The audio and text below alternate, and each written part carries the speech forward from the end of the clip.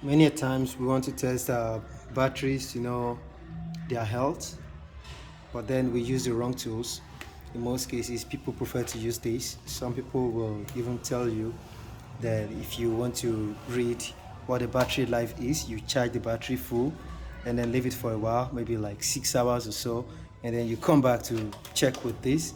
But then you can still check with these and get the wrong readings. The battery might be really bad, but then you might still be getting 13 volts upward or sometimes 12 point whatsoever, and then you still feel your battery is good, but then your battery is terrible, it's bad. Yeah, so but what you need is this tester.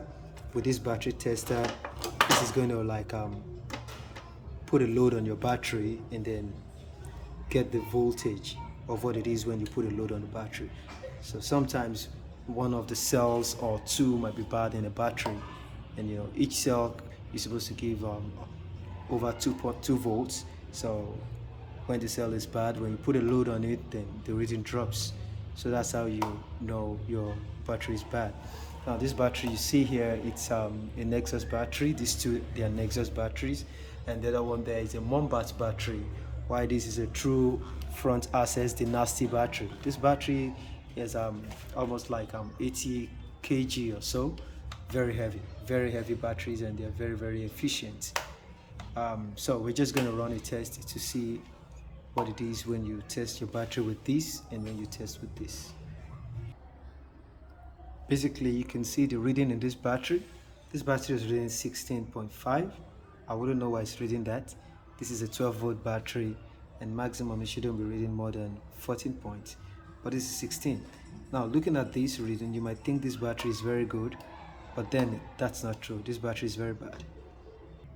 So now I've decided to put a load on the battery, and you can see what is reading: 5.2, 4 points. You can see the battery is very bad. This is not a good battery. But initially, while I used the other, now it's dead. You can see it went off when I put a load on it, and now it's trying to recover, going back to 11.8, 11.9, going back to 12, and then the battery keeps going upward like that. This is not a good battery. So I'm going to do the same with this front access battery from C&D Technologies. Let's see what the reading is. The reading currently is 14.7. Let's see what we get.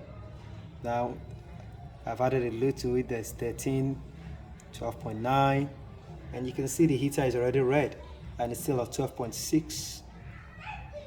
So that's a good sign. That's a very good battery. That's how to test your battery. You put a load on it to see what the reading becomes. Now it's off.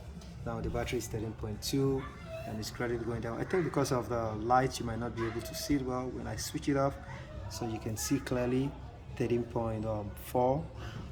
So this is how to test your battery. You have to put a load on it. Initially I used to make the same mistakes trying to test battery using the meter, and then after checking some videos on YouTube whereby some encourages that you test the battery and you take the readings after charging the battery and then leave it for some time, like a day or two, then come back to check the reading again.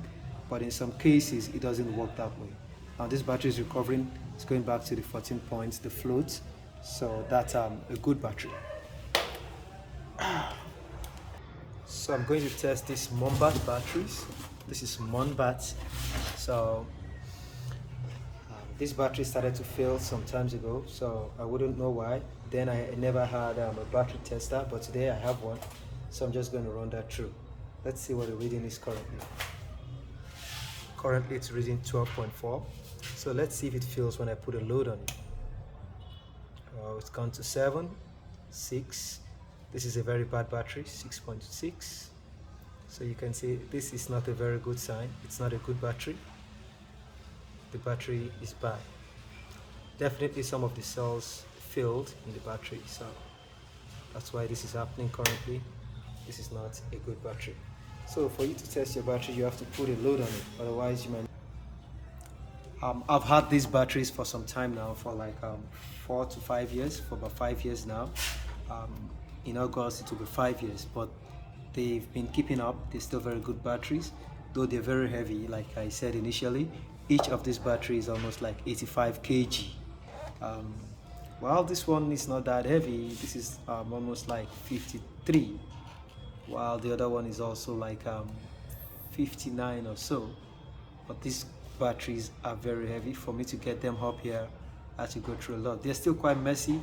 I've not been able to bring the rest of them from the former store where I use, and I still need to put them in their casing and where they belong so they can be well organized. All right, thank you for watching. Appreciate you all. Thank you.